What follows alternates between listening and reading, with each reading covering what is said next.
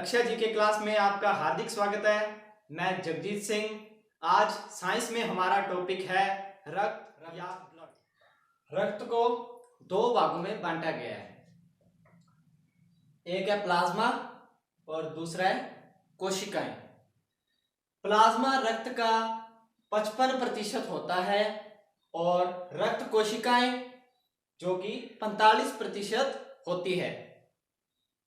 इससे आगे प्लाज्मा को फिर दो भागों में बांटेंगे। प्लाज्मा का आगे विभाजन है 90 से 95% इसमें पानी की मात्रा होती है और 6 से 8% इसमें प्रोटीन की मात्रा होती है। प्लाज्मा में कई प्रकार के प्रोटीन और अन्य आयन भी पाए जाते हैं। अब रक्त कोशिकाओं की बात करें तो रक्त कोशिकाओं में आरबीसी, डब्ल्यूबीसी, प्लेटलेट्स। आरबीसी लाल रक्त कणिकाएं या कोशिकाएं होती है और डब्ल्यूबीसी श्वेत रक्त कणिकाएं या कोशिकाएं होती है और प्लेटलेट्स ये भी रक्त कोशिकाएं हैं। अब डब्ल्यूबीसी जो श्वेत रक्त कोशिकाएं हैं उन्हें भी आगे दो भागों में विभाजित किया गया है। पहला कणिकाणु कोशिकाएं और दूसरा अकणिकाणु कोशिकाएं। जो कणिकाणु कोशिकाएं हैं उसको आगे तीन भागों में विभाजित करेंगे। पहला न्यूट्रोफिल, दूसरा बेसोफिल और तीसरा इओसिनोफिल। ये तीनों डब्ल्यूबीसी कणिकाणु कोशिकाएं होती है। डब्ल्यूबीसी का दूसरा भाग है अकणिकाणु कोशिकाएं। अकणिकाणु में आगे दो भाग और हैं, मोनोसाइट और लिम्फोसाइट। डब्ल्यूबीसी में कणिकाणु और अकणिकाणु कोशिकाएं हैं, उन्हें आगे प्रतिशत या परसेंटेज के रूप में आगे विभाजित किया गया है। कणिकाणु कोशिकाओं में जो न्यूट्रोफिल होती है वो 60 से 65% पाई जाती है और दूसरी है बेसोफिल जो कि सबसे कम मात्रा में पाई जाती है। सबसे कम मात्रा में पाई जाती है वो होती है 0.5 से 1% और तीसरी है इओसिनोफिल जो कि 1 से 4% पाई जाती है। अभी बात की पहले न्यूट्रोफिल की। न्यूट्रोफिल 60 से 65% पाई जाती है। इसकी मात्रा मैक्सिमम होती है यानी अधिकतम होती है और बेसोफिल इसकी मात्रा मिनिमम होती है यानी न्यूनतम। अब बात करेंगे अकणिकाणु कोशिकाओं की। अकणिकाणु कोशिकाएं हैं वो दो प्रकार की होती है, मोनोसाइट और लिम्फोसाइट।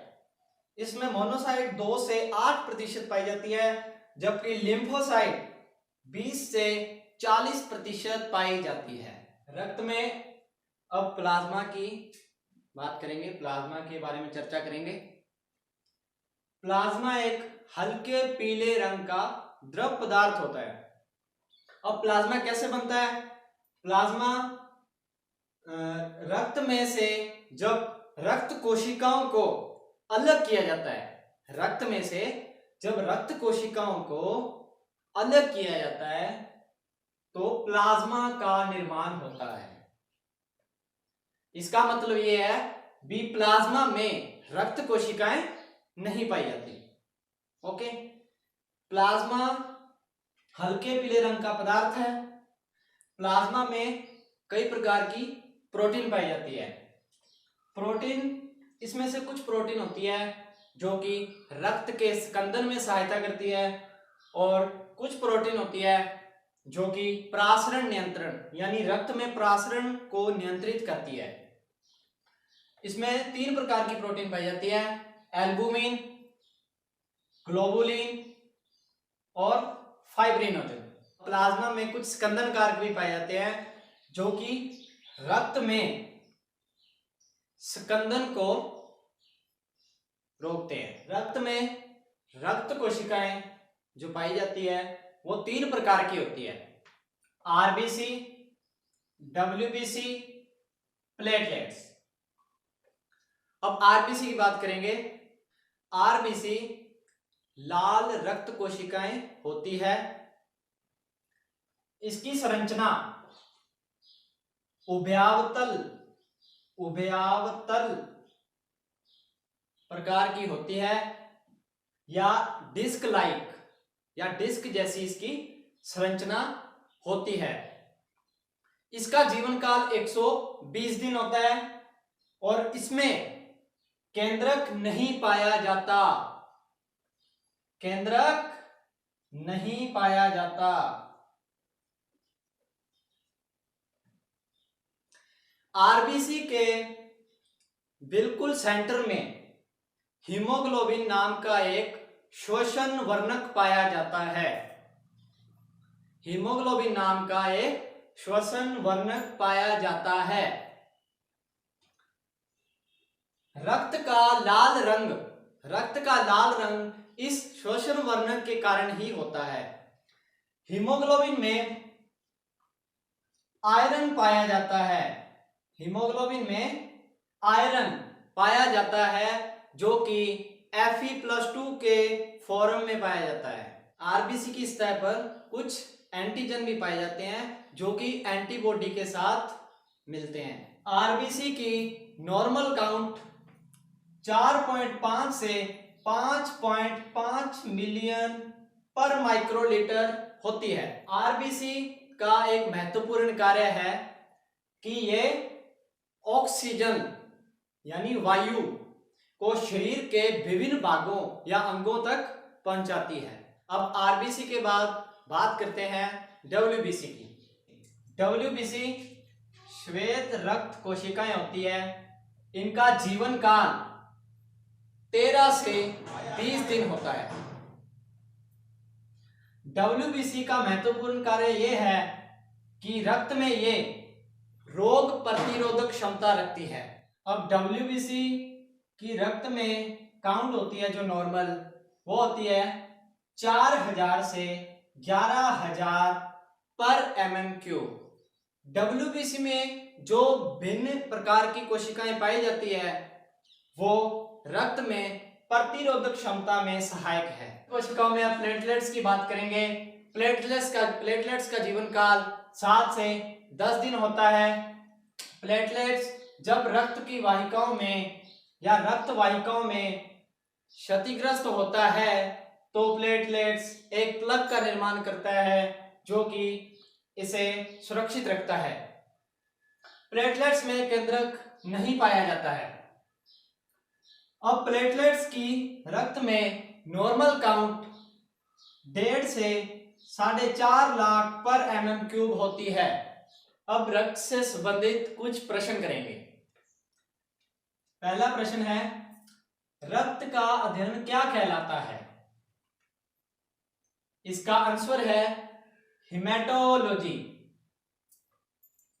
अब हमारा दूसरा क्वेश्चन है, रक्त मानव शरीर का कितने प्रतिशत है? इसका आंसर है 7 से 8%।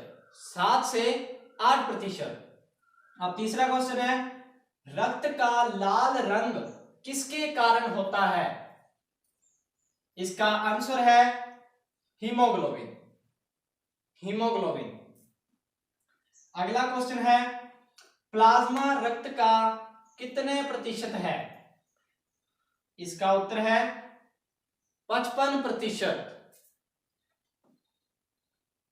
अगला क्वेश्चन, मानव रक्त की पीएच होती है। मानव रक्त की पीएच होती है 7.4। क्वेश्चन नंबर 6 है, आरबीसी का जीवन काल होता है 120 दिन। इसका उत्तर है 120 दिन। अगला क्वेश्चन, आरबीसी की सामान्य संख्या होती है। इसका उत्तर है 4.5 से 5.5 मिलियन पर माइक्रोलीटर।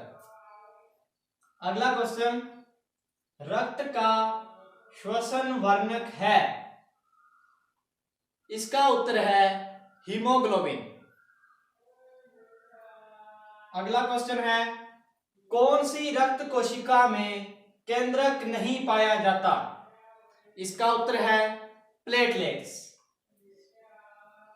अगला क्वेश्चन, WBC की सामान्य संख्या होती है? इसका उत्तर है 4000 से 11000 सेल्स पर mm³।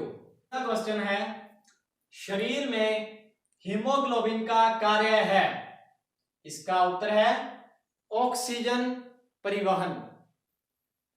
हीमोग्लोबिन ऑक्सीजन परिवहन में सहायक है। अगला क्वेश्चन, रक्त में कौन सी धातु पाई जाती है? इसका आंसर है आयरन, Fe, आयरन। अगला क्वेश्चन, हीमोग्लोबिन में आयरन किस रूप में पाया जाता है? इसका उत्तर है Fe+2 यानी फेरस के रूप में, फेरस के रूप में। अगला क्वेश्चन, WBC का मुख्य कार्य है?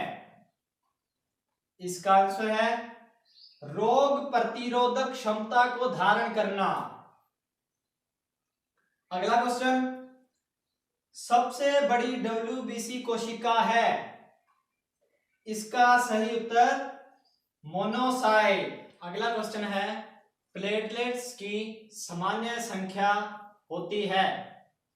इसका आंसर है 1.5 से 4.5 लाख पर mm³।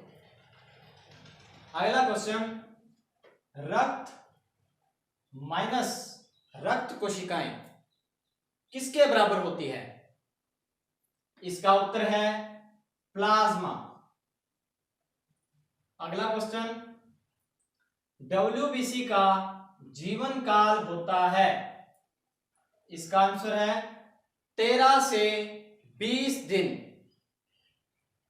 अगला क्वेश्चन, प्लेटलेट्स का जीवन काल होता है? इसका आंसर है 7 से 10 दिन। अगला क्वेश्चन, कनिकाणु कोशिकाएं कितने प्रकार की होती है? इसका उत्तर है 3 प्रकार की होती है।